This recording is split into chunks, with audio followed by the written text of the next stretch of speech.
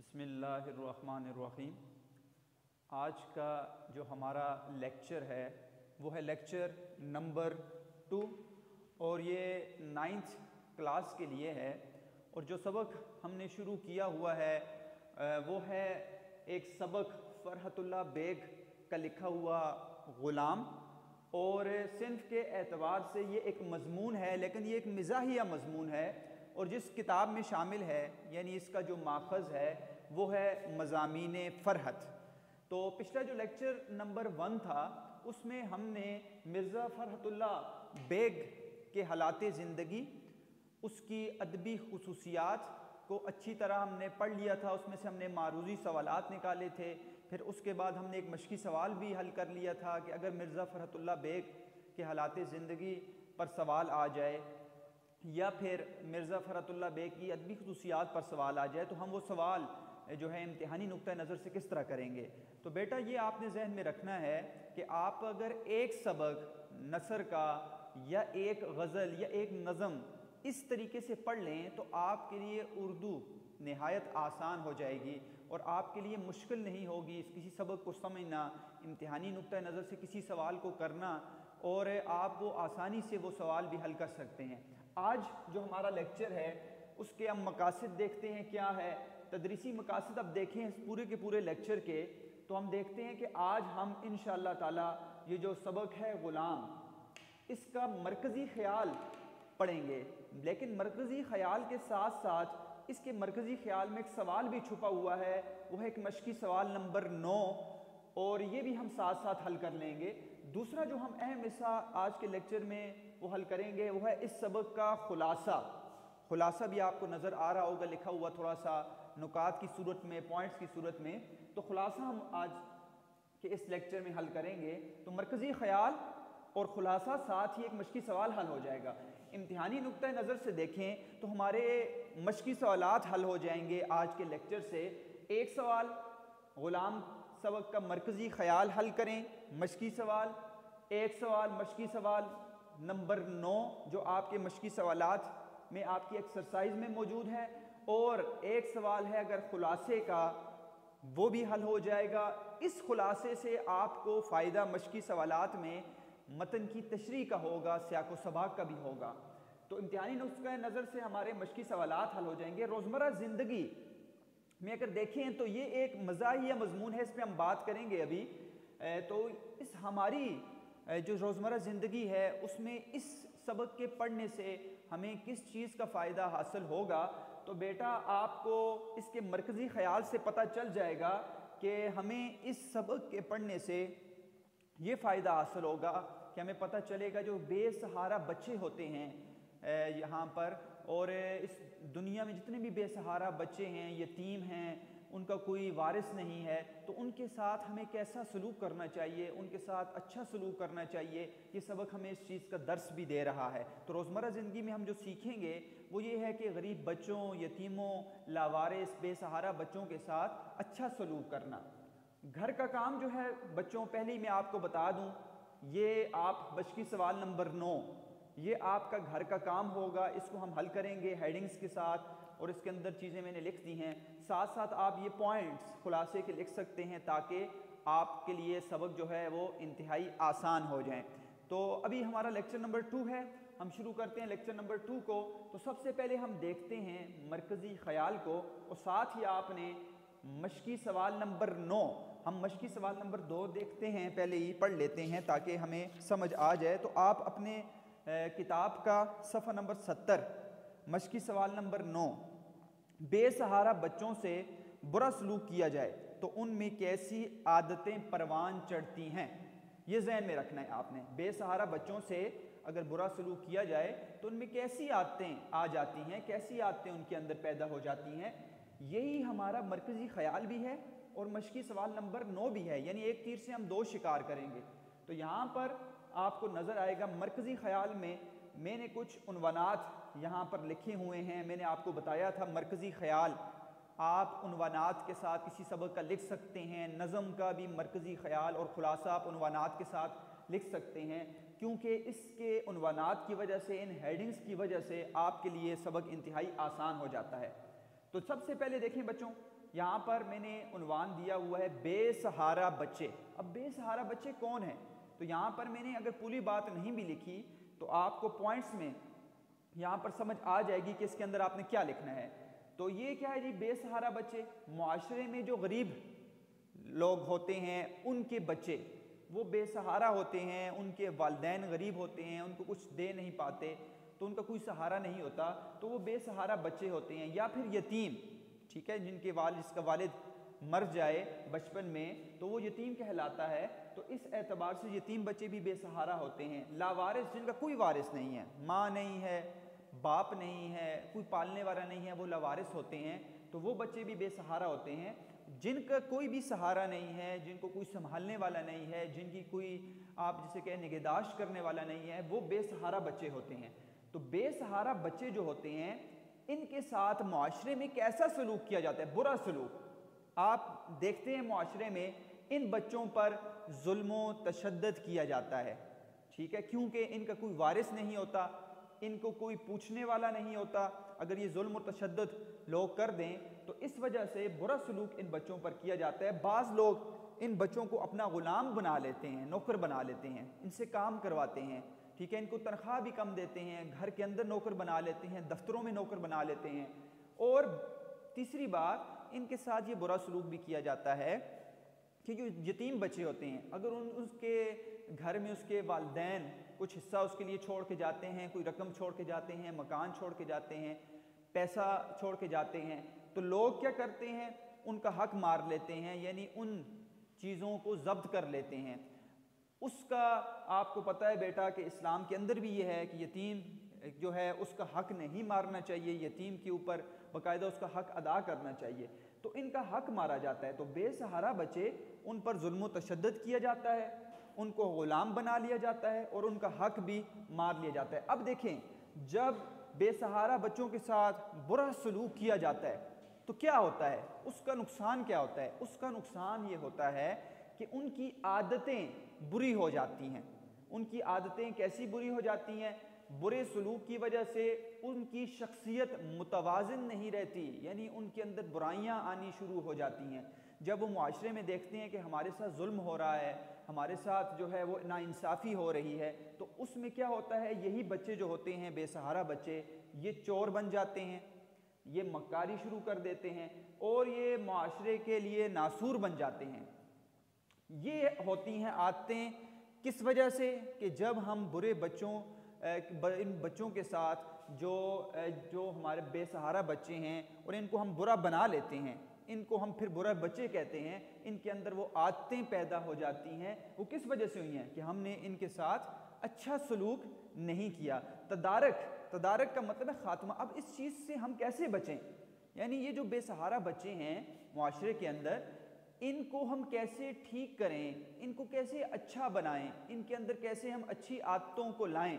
तो इसके लिए ये है, सबसे पहली बात तो ये है, इनके साथ अच्छा सलूक किया जाए, इनके साथ हम अच्छा सलूक करें और इनको तालीम दी जाए, दीनी तालीम भी और दुनियावी तालीम दोनों इनको दी जाएं, ताकि इनको अपने बारे में भी पता चले और लोगों के हुकूक के बारे में पता चले, ताकि ये दुनिया के अंदर बुराइयों से भी बच जाएं और दुनिया के लिए एक जो है नासूर के बजाय एक फ़ायदामंद जो है वो शख्सियत बनकर वो सामने आए। जब इनके हम हकूक़ पूरे कर देंगे, यानी इनको हम हकूक़ पूरे देंगे, एक यतीम बच्चा है, उसका हक हमने नहीं मारा बल्कि उसको हक पूरा दे दिया है, और उसके बाद उसको नज़र आया कि मुआशरे ने मेरे साथ नाइंसाफ़ी नहीं की, तो इस वजह से वो जो एक बेसहारा बच्चा है वो मुआशरे के लिए एक फ़ायदामंद शख्स जो है वो बनकर सामने आएगा। तो ये बड़ा ही अहम आपको नज़र आ रहा है, ये मरकज़ी ख़याल है और मशक़ी सवाल भी हमारा इससे हल हो गया है। अब ये सबक जो है आपको पता है मज़ाहिया मज़मून है और मिज़ाह निगारी ज़राफ़त, तो मिज़ाह निगारी और ज़राफ़त के अंदर तो हंसी मजाक होता है, मुस्कुराहटें जो है वो लोगों के चेहरों पर लाई जाती हैं, लेकिन असल ज़राफ़त और मिज़ाह निगारी वो है जिससे हमें दुनिया के अंदर कोई ना कोई सबक भी मिले। ये नहीं है हम मिज़ाह निगारी जो है वो अदब के अंदर लिख दें और उससे सिर्फ मुस्कुराहट लाना भी किसी चेहरे के ऊपर ये भी सवाब का बाइस है, लेकिन ऐसी मिज़ाह निगारी नहीं होनी चाहिए जिससे किसी ज़ात को निशाना बनाया जाए, बल्कि ऐसी मिजाह निगारी होनी चाहिए जिससे हम माशरे के चेहरे पर मुस्कुराहटों के साथ साथ उनको कोई ना कोई ऐसा सबक दें जिससे वो फ़ायदा हासिल करें। तो ये फ़रहतुल्लाह बेग का ये जो मिजाहिया मजमून आपको नज़र आ रहा है, इसके अंदर जो मरकज़ी ख़याल है और इसके अंदर जो निचोड़ और ख़ुलासा आपको नज़र आ रहा है वो इंतहाई अहम है। और वो ये बताना चाह रहे हैं मज़ाह के तौर पर ज़राफ़त से कि जो बेसहारा बच्चे होते हैं वो हमारे माशरे के, अगर हम उनके साथ बुरा सलूक करेंगे तो उनके अंदर बुरी आदतें पैदा होंगी, और अगर हम उनके साथ अच्छा सलूक करेंगे तो उनके अंदर अच्छी आदतें पैदा होंगी। तो ये हमारा मरकज़ी ख़याल और हमारा मशक़ी सवाल, ये दोनों यहाँ पर हल हो गए हैं। अब जाते हैं बच्चों, ये आपने जहन में रखना है मरकज़ी ख़याल। अब जाते हैं, हमने इस सबक के ख़ुलासे के ऊपर थोड़ी सी बात करते हैं कि इस सबक का पूरा अगर ख़ुलासा देखें और देखें कि इस सबक के अंदर क्या है, क्योंकि ये एक मजमून है तो इस एतबार से इस सबक के अंदर क्या ख़ास जो है वो नुकात हैं, तो उससे क्या होगा, फ़ायदा हमें ये हासिल होगा कि हमारे लिए सबक जो है इंतहाई आसान हो जाएगा। अच्छा बच्चों, आपको ये पता है कि जब हम मजमून की बात करते हैं, ठीक है, मजमून की बात जब हम करते हैं तो मजमून अदब के अंदर उसके 3 हिस्से होते हैं, अज्ज़ाए तरकीबी, ठीक है। अज्ज़ाए तरकीबी जब आप देखते हैं किसी भी मजमून के, अदबी मजमून के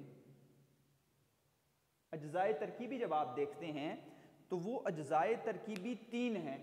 एक इब्तदाइया, दूसरा नफ्से मजमून और तीसरा होता है इख्तितामिया। जितने भी मजमून लिखे जाते हैं अदबी मजमून, ठीक है, उसमें आपको पता है सवानही मजमून भी होते हैं, उसमें तारीख़ी मजमून भी होते हैं, उसमें तनकीदी मजमून भी होते हैं, उसमें तहकीकी मज़ामीन भी होते हैं। तो यहाँ पर जैसे मज़ाहिया मजमून है तो जितने भी मज़ामीन होंगे उनके 3 हिस्से होंगे, एक होगा इब्तदाइया, दूसरा होगा नफ्से मजमून और तीसरा होगा इख्तितामिया। तो हम इसका ख़ुलासा इस एतबार से हल करेंगे कि हमें मजमून के अज्ज़ाए तरकीबी भी समझ आ जाएं, कि हम जब सबक पढ़ें तो हमें पता चल जाए कि ये हम मजमून पढ़ने जा रहे हैं, इसका इब्तदाइया कहाँ पर है, इसका नफ्से मजमून कहाँ पर है और इसका इख्तितामिया कहाँ पर है। एक बात आपको मैंने पिछले लेक्चर में भी बताई थी कि ख़ुलासा जो होता है, ख़ुलासा किसी भी सबक का, इसे हम तलख़ीस निगारी भी कहते हैं। ये हमारे बोर्ड का सवाल नहीं होता, लेकिन ये सवाल जो है वो पंजाब बोर्ड के मशक़ी उसमें इम्तिहानी सवालात में बाकायदा आता है। वो कोई भी पैराग्राफ दे देते हैं और पैराग्राफ देने के बाद कहते हैं कि इस पैराग्राफ की तलख़ीस करें, इसका ख़ुलासा लिखें। तो ख़ुलासा कैसे निकाला जाता है, इंतहाई आसान ये है कि आप इसका 1/3 यानी तीसरा हिस्सा, ठीक है, मिसाल के तौर पर अगर 3 सफ़ात हैं और 3 सफ़ात में से आपने एक सफ़ा लिखना है, वो उसका ख़ुलासा होगा मिक़दार के हिसाब से। अगर मिसाल के तौर पर 210 अल्फाज हैं तो इसको आप 3 पर डिवाइड करें तो ये 70 अल्फाज आपने लिखने हैं, 70 अल्फाज। तो तीसरा हिस्सा आप निकालेंगे, ठीक है, तो ये उसका मिक़दार के हिसाब से ख़ुलासा हो जाएगा। लिखना क्या है इसके अंदर, लिखना आसान बात है कि आप इसमें ख़ास चीज़ें, ख़ास जो नुकात हैं वो जहन में रखें, इजाफी चीज़ों को निकाल लें और अपनी तरतीब से, अपनी ज़ुबान से, सादा ज़ुबान से उसके अंदर आप चीज़ों को बयान करें। तो ये तलख़ीस निगारी होती है, ये होता है किसी भी सबक का ख़ुलासा। और इसके अंदर ये है कि जब आप इजाफी चीज़ें निकाल लेते हैं तो आपके लिए कुछ पॉइंट्स बन जाते हैं, नुकात बन जाते हैं आपके लिए। आप अगर वो नुकात जहन में रखें तो आप किसी भी सबक को आसानी से समझ सकते हैं। मजमून थोड़ा मुश्किल होता है, ठीक है, आपको पता है कहानी, अफसाना, नावल, ड्रामा, ये हम दिलचस्पी से पढ़ते हैं, इसकी कहानी को हम याद कर लेते हैं क्योंकि ये इसमें दिलचस्पी होती है। मजमून थोड़े मुश्किल होते हैं, तो ख़ास तौर पर मज़ामीन जो हैं उनका ख़ुलासा निकालने के लिए हमें पॉइंट्स या हेडिंग्स या नुकात ख़ास जो हैं वो हमने जहन में रखने हैं ताकि हमें इस पूरे की पूरे सबक की समझ आ जाए। बाज़ बच्चे ये कहते भी होते हैं कि हमें इस मजमून की समझ नहीं आई, तो वो ख़ास बात ये होती है कि आप उसकी अहम चीज़ों को बयान कर दें, आप उसकी अहम चीज़ों पर नज़र रख लें तो आपको वो मजमून आसानी से समझ आ जाएगा। ये एक मजमून है, लेकिन ये एक मज़ाहिया मजमून है। और एक ख़ास बात मिर्ज़ा फ़रहतुल्लाह बेग की मज़ाहिया मज़ामीन के हिसाब से ये है कि वो किसी भी मजमून को एक कहानी के तौर पर पेश करते हैं। ये बड़ी ख़ास बात है। जब आप पूरे का पूरा सबक पढ़ेंगे तो आपने ये चीज़ें जहन में रखनी हैं, कैसी उन्होंने एक कहानी बांधी है। जैसे आप कोई अफसाना पढ़ते हैं, किसी शख्स की रोदाद देखते हैं, किसी की आप बीती आप पढ़ते हैं, कोई नावल देखते हैं, कोई ड्रामा देखते हैं, उसके अंदर एक कहानी होती है। और कहानी के लिए आपको पता है बच्चों, ख़ास चीज़ जो होती है वो होती है किरदार, जिसको आप इंग्लिश में करैक्टर्स कहते हैं। किरदार निगारी, किरदार निगारी किसी भी ड्रामे में, नावल में, अफसाने में या किसी कहानी में बहुत ही अहम होती है। तो यहाँ पर आपको नज़र आ रहा होगा कि मैंने इस सबक के तमाम जो किरदार हैं वो यहाँ पर लिख दिए हैं। हम थोड़ा इन किरदारों पर बात करेंगे ताकि हमें पता चल जाए कि इस पूरे सबक के अंदर है क्या है। अगर किरदारों का आपको पता नहीं होगा, ठीक है, तो फिर आप पूरी कहानी को नहीं समझ पाएंगे। आपको अगर ये नहीं पता कि यहाँ पर एक औरत का जिक्र है, वो औरत कौन है, आपको ये नहीं पता कि एक सिपाही का जिक्र है, वो कौन है, और आप उसको गलत जो है वो अंदाज से बयान कर रहे हैं, तो पूरी की पूरी कहानी ख़राब हो जाएगी। तो इस एतबार से आप किरदार निगारी, करैक्टर्स जो होंगे उनको आपने गौर से देखना होता है। और अगर मजमून के अंदर मिजाहिया मजमून को कहानी के तौर पर बयान किया जाए तो इसके अंदर भी किरदार होते हैं। अब देखते हैं जी, ये और कुछ जो होते हैं वो ख़ास किरदार होते हैं जिसको आप मेन करैक्टर कहते हैं, ठीक है, और कुछ उसके ज़ैली आप कह सकते हैं जो ख़ास किरदार तो नहीं होते लेकिन उसके साथ जुड़े हुए कुछ किरदार होते हैं जिनको कहानी के अंदर इतना बयान नहीं किया जाता, उनको सिर्फ एक या दो दफ़ा जिक्र किया जाता है। लेकिन यहाँ पर मैंने तमाम किरदारों की फहरिस्त लिख दी है और मैं थोड़ा थोड़ा इनके बारे में आपको बताता हूँ। ग़ुलाम, सबक का नाम भी ग़ुलाम है और पहला जो किरदार है वो भी ग़ुलाम है। तो ये ग़ुलाम के ऊपर ही पूरी कहानी है, यानी ये वो बच्चा है जो बेसहारा है, जो यतीम है, जो लावारिस है, और इसके ऊपर सारी की सारी कहानी लिखी गई है। और सारे का सारा ये जो मजमून है इसी ग़ुलाम किरदार के इर्द गिर्द जो है वो फिरता रहता है, और सारी की सारी बात ही इसी ख़ास जो है वो किरदार की है। इसलिए ये सबसे अहम किरदार है इस मजमून का। एक औरत, आप पहले पैराग्राफ के बाद आप देखेंगे एक औरत का जिक्र आया है, और ये सिर्फ एक ही दफ़ा आया है कि ग़ुलाम खुद कह रहा होगा कि मुझे इतना याद है मैं बचपन में एक औरत की गोद में था। तो क्या मतलब हुआ, इससे मुराद है ये उसकी माँ हो सकती है, ठीक है, उसकी माँ हो सकती है ग़ुलाम की। तो ये एक ही दफ़ा किरदार आया है, इसके बाद इसका जिक्र नहीं है। तो ग़ुलाम की माँ को एक औरत कहकर यहाँ पर जिक्र किया गया है। सरकार, सरकार से मुराद है आका, मालिक। अब ग़ुलाम को जो घर लेकर आई यतीम खाने से वो थे सरकार, उसको यहाँ पर इस पूरी की पूरी कहानी में सरकार कहा गया है, यानी वो ग़ुलाम के जो हैं आका है, उनका मालिक है, ठीक है, और ये इनके यहाँ काम करता था इनके घर में, तो यहाँ पर उनको सरकार कहा गया। बेगम साहिबा, यानी सरकार, इस मालिक घर के मालिक की जो बीवी है उसको बेगम साहिबा कहा गया है। एक लड़की का जिक्र आया। आप देखिए यहाँ पर नाम नहीं है, आप पढ़ेंगे तो किताब के अंदर जब हम इबारत को पढ़ेंगे तो आपको नज़र आएगा एक लड़की का जिक्र आया है। ये लड़की कौन है? ये साहिबजादी है। ये साहिबजादी कौन है? ये साहिबजादी सरकार और बेगम साहिबा की बेटी, छोटी बेटी है, उसका जिक्र आया हुआ है। साहिबजादा, इसका जिक्र भी एक ही दफ़ा आया है। तो यहाँ पर साहिबजादे से मुराद इन्हीं का बेटा है, यानी इस एक लड़की का जो भाई है उसको साहिबजादा कहकर पुकारा गया है। इसके अलावा मामा, एक मामा का जिक्र है। तो मामू मुराद नहीं है, बल्कि मामा से जो मुराद है वो है घर की एक नौकरानी है जो आती है और वहाँ पर सारे का सारा वो जो खेल चलाती है उसका जिक्र आया हुआ है। मामा की लड़की, यहाँ पर एक बड़ी ही शातिर लड़की है, बड़ी समझदार लड़की है जो उस नौकरानी की बेटी है, उसका जिक्र आया हुआ है। सिपाही, ये आखिरी जब इख्तितामिया आएगा इस मजमून का तो आपको पता चलेगा कि ये सिपाही कौन है, तजस्सुस है इस पूरी कहानी के अंदर। अभी आपको मैं नहीं बताऊंगा क्योंकि जब पढ़ेंगे तो आप खुद देख लेंगे तजस्सुस क्या है, कि सिपाही का क्या किरदार है इस पूरी की पूरी कहानी के अंदर। दारोगा, दारोगा अफसर को कहते हैं, घर का अफसर, ठीक है, जो निज़ाम को चलाता है घर के अंदर, दारोगा, इसका जिक्र भी आया हुआ है। और ये दो यहाँ पर नौकरानियाँ हैं, एक को आया कहा गया है जो बच्चों की जो है निगहदाश्त करती है घर के अंदर, और एक बी मुगलानी, मुगलानी यानी मुग़ल कौम से है, उसकी तानीस है मुग़ल की।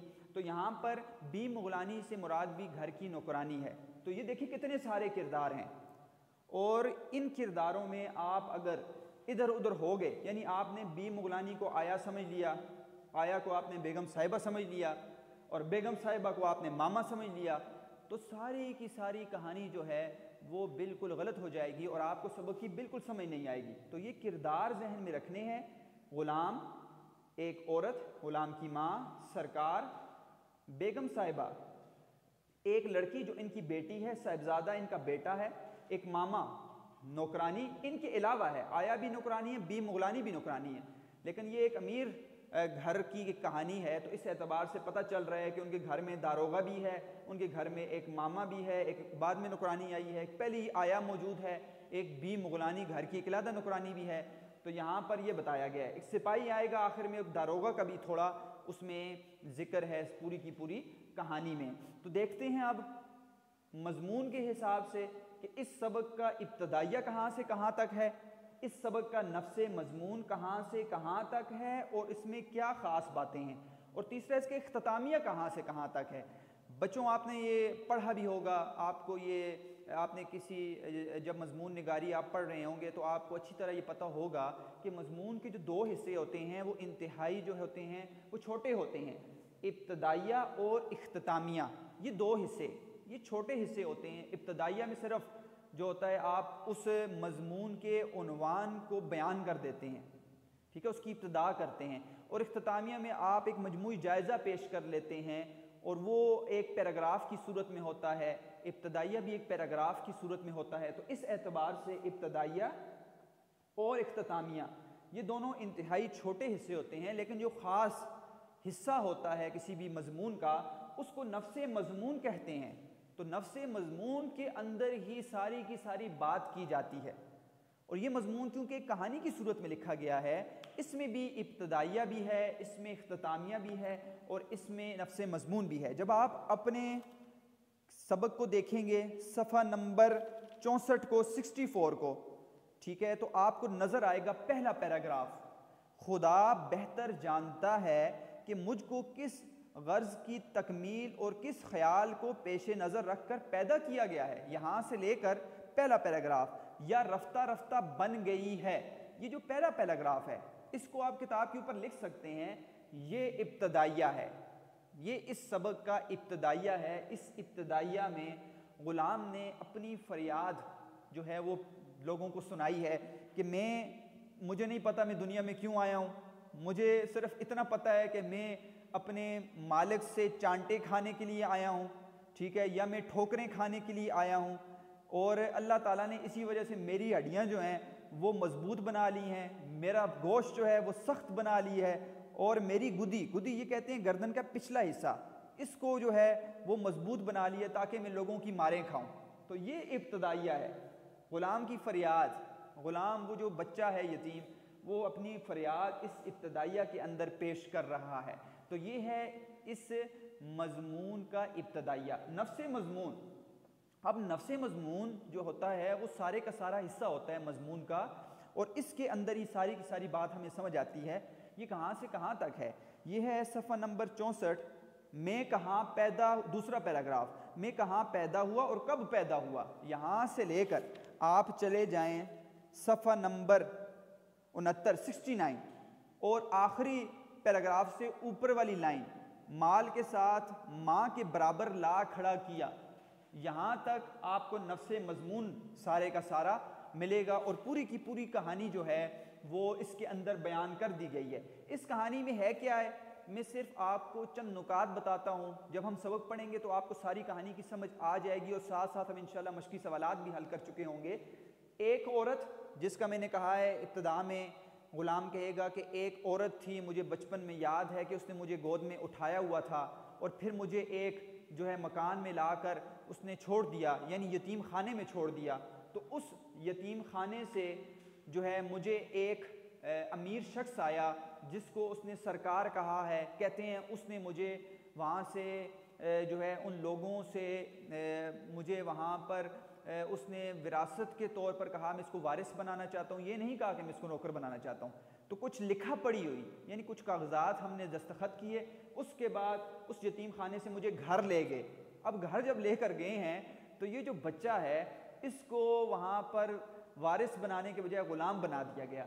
और घर में आमद हुई तो कहते हैं पहले दिन जो था घर का वो बड़ा ही आला। कहते हैं मुझे नहलाया धुलाया गया, मुझे नए कपड़े पहनाए गए और मैं बिल्कुल साफ़ हो गया और चेहरा मेरा चमक गया। मुझे सफ़ेद जो है शलवार कमीज़ पहना दी गई और मैं उजला दिखाई देने लगा। इसके साथ साथ कहते हैं पहला दिन दस्तरखान पर जब मैं बैठा तो मुझे ऐसा खाना मिला कि मुझे ज़िंदगी में वो खाना दोबारा नहीं मिला, ना इससे पहले मिला था। उस दस्तरखान का तस्करा करता है ग़ुलाम कि उस दस्तरखान पर मैंने खाना भी खाया। तो वो कहता है उसके बाद वैसा खाना मुझे नहीं मिला। इसके बाद क्या हुआ, एक लड़की का जिक्र है जिसका मैंने आपको बताया है, वो यहाँ पर मालकन की या मालिक की बेटी है, उसका जिक्र यहाँ पर किया गया है कि वो साहिबजादी जो है वो बड़ी जो है ना वो खाने में तेज़ थी और हर चीज़ खा जाती थी। यानी हर वक्त देखो उसका पेट तैयार होता है खाने के लिए और खा खा खा के उसका पेट ख़राब हो जाता था, लेकिन वो फिर भी खाना खाना नहीं छोड़ती थी। हर वो कुछ ना कुछ खाती रहती थी और घर वाले फिर भी ये कहते थे कि ये बच्ची जो है बेचारी कुछ खाती नहीं है। तो उस लड़की का यहाँ पर तस्करा किया गया है। नज़र का शोरा, यहाँ पर एक बड़ी अहम बात कहते हैं कि मैंने एक तरकीब जहन में बनाई, ग़ुलाम कहता है। वो तरकीब ये थी कि मैंने लोगों को कहा और सबको देखना शुरू कर दिया गौर गौर से। जब वो खाना खाते थे तो जब वो खाना खाते थे मैं उनको गौर से देखता था, तो उसके बाद वो बीमार हो जाते थे। तो वो उनके जहन में ये बात आ गई कि ये नज़र लगाता है ये ग़ुलाम। तो कहता है मेरी नज़र का शोरा हो गया और मेरी नज़र जो है वो समझ गए कि ये जो नज़र है ये हमें लग रही है। इस वजह से जब भी कोई खाना खाने बैठता तो मैं इसको गौर से देखना शुरू कर देता और वो समझते थे ये अभी नज़र लगाएगा तो वो खाना छोड़ देता और वो बचा हुआ खाना मुझे मिल जाता। यहाँ पर एक और बात बताई ग़ुलाम ने इस नफ्स मज़मून के अंदर कि वो जो भी आता था वो मुझे मारता ही रहता था।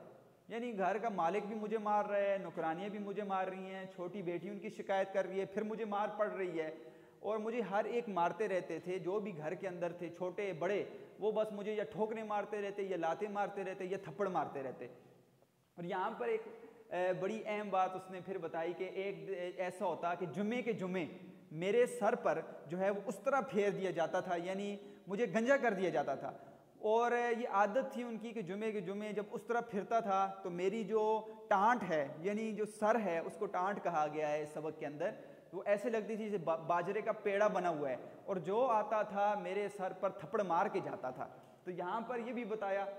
इसके बाद जो तब्दील हुआ है पूरे का पूरा सबक और सारी की सारी कहानी जो तब्दील हुई है वो है कि घर में एक नई नुकरानी आती है, वो उसका नाम है मामा, उसको कहा गया यहाँ पर कि वो जब नई नुकरानी आती है तो घर की चीज़ें गायब होना शुरू हो जाती हैं, यानी वो चोरी करने लग जाती है और वो चोरी करती है और साथ ग़ुलाम को कहती है तुम भी चोरी करो। और ग़ुलाम जो होता है घर के अंदर वो बच्चा जो होता है इसको वो लड्डू खिला देती है कि तुम ये चीज़ छुपा कर लाओ, तुम्हें बहुत लड्डू खिलाऊंगी। घर के अंदर एक चंपा कली होती है, घर के अंदर एक जो है हार पड़ा होता है, ठीक है, और बड़ा महंगा हार होता है। ये चंपा कली छुपाने का जो है मामा उसको कहती है ग़ुलाम को ये छुपा कर लाओ, लेकिन जब वो छुपा कर लाता है तो यहाँ पर वो इसको छुपाते हुए पकड़े जाती है और उस घर के अंदर सिपाही आ जाता है। सिपाही इसको पकड़ लेता है, मामा को पता चल जाता है चोर ये है और ये अपनी बेटी को भगाने की कोशिश करती है लेकिन उसकी बेटी भी पकड़ी जाती है। तो इस तरह ये मामा जो नौकरानी है घर के अंदर और इसकी बेटी ये पकड़े जाते हैं कि ये दोनों चोर हैं। तो ये पूरे का पूरा नफ्से मजमून कुछ आपने देख लिया नुकात के अंदर, ये सारी की सारी कहानी जिक्र की गई है। इख्तितामिया जो है आखिरी हिस्सा सफ़ा नंबर 69 पर आखिरी पैराग्राफ, इसके बाद हमसे पुरसिश शुरू हुई से लेकर अल्लाह माफ़ करेगा तक, यहाँ तक इख्तितामिया है और यहाँ इख्तितामिया में ग़ुलाम ये बताना चाह रहा है कि मैं अब समझदार हो गया हूँ। यानी पहले तो मैं लोगों की बातों में आ जाता था, उनके लिए चोरियाँ करता था, लेकिन अब मैं इतना समझदार हो गया हूँ कि अब मैं चोरी जो है वो लोगों के लिए नहीं करता बल्कि अपने लिए करता हूँ। खुद ही माल छुपाता हूँ और माल जो है वो हजम कर ले लेता हूँ सारे का सारा। तो ये इस सबक का, इस मजमून का जो है वो इख्तितामिया है। तो बच्चों आपको पता चल गया होगा कि इस सबक का इब्तदाइया कहाँ से कहाँ तक है, इसका नफ्स मजमून कहाँ से कहाँ तक है और इसका इख्तितामिया कहाँ से कहाँ तक है, और किरदार भी आपको नज़र आ गए होंगे। इसके अलावा बहुत सारी चीज़ें हैं जो हम अगर अदब के लिहाज से देखें, उर्दू ग्रामर के लिहाज से देखें, हम साथ साथ उनको भी हल करेंगे कि आपको नज़र आएगा कि इस सबक के अंदर किरदार के साथ साथ जो है वो आपको नज़र आएगा कि यहाँ पर मंजर निगारी भी आपको नज़र आएगी, वाक़या निगारी भी नज़र आएगी, वाक़या निगारी, वाक़यात भी आपको मुख्तलिफ नज़र आएंगे। फिर इसके अलावा आपको जो ख़ास चीज़ इस पूरे की पूरी सबक में नज़र आएगी मंजर निगारी के साथ वाक़या निगारी किरदारों के अलावा, वो आपको नज़र आएगा मुहावरात। हम कहते हैं ना किसी भी अदीब, किसी भी अदब वाले शख्स की जो उसकी वो जो तहरीर होती है उसके अंदर मुहावरात बड़े अहम होते हैं। तो आपको इंशाअल्लाह मैं मुख्तलिफ मुहावरात यहाँ पर बताऊँगा जो फ़रहतुल्लाह बेग ने बड़ी खूबसूरती के साथ इस पूरे सबक के अंदर लाए हैं। तो ये हो गया है आज का हमारा लेक्चर नंबर 2। अब जब हम इंशाअल्लाह पढ़ेंगे तो आपको सारे का सारा सबक इंतहाई आसान लगेगा। हम एक सफ़ा पढ़ेंगे, उसके अंदर जो भी मशकी सवाल है वहीं पर हल करेंगे, क्योंकि इसके सवालात बहुत ज़्यादा हैं। इस सबक के सफ़ा नंबर 70 पर आपको नज़र आ रहा होगा कि आप देखें तो 2, 3, 4, 5, 6, 7, 8 यहाँ तक जो सवाल हैं ये मशकी सवालात हैं। 9 हमने हल कर लिया है। इसके बाद जुमले बनाना और एक ग्रामर का सवाल भी है, साथ खाली जगह पुर करें। तो इसके मशकी सवालात बहुत ज़्यादा हैं, लेकिन जैसे ही हम इंशाल्लाह सबक को ख़त्म करेंगे तो आपको पता चलेगा कि हमने सबक के ख़त्म करते ही साथ साथ पूरे के पूरे मशकी सवालात हल कर लिए हैं। तो एक दफ़ा मैं दोहरा देता हूँ कि आज हमने क्या पढ़ा है। आज हमने मिर्ज़ा फ़रहतुल्लाह बेग का एक मिज़ाहिया मज़मून ग़ुलाम, जो उनकी किताब मज़ामीन फ़रहत में शामिल है, उसका मरकज़ी ख़याल, और मरकज़ी ख़याल ही इसका मशकी सवाल नंबर 9 है, ये हमने हल कर लिया। फिर हमने इस पूरे के पूरे सबक का खुलासा और निचोड़ देख लिया, किरदार देख लिए कि कौन कौन से किरदार हैं इस जो है पूरी की पूरी कहानी में जो है आपको नज़र आएंगे। अब इंशाल्लाह हम अगले जो है लेक्चर में इस सबक की जो है वो हम इबारत को पढ़ेंगे, मुश्किल अल्फाज के मानी निकालेंगे, ग्रामर को देखेंगे और साथ साथ हम मशकी सवालात को देखेंगे। उम्मीद है कि आज का लेक्चर आपको अच्छी तरह समझ आ गया होगा। एक दफ़ा आखिर में घर का काम आप दोबारा नोट कर लें।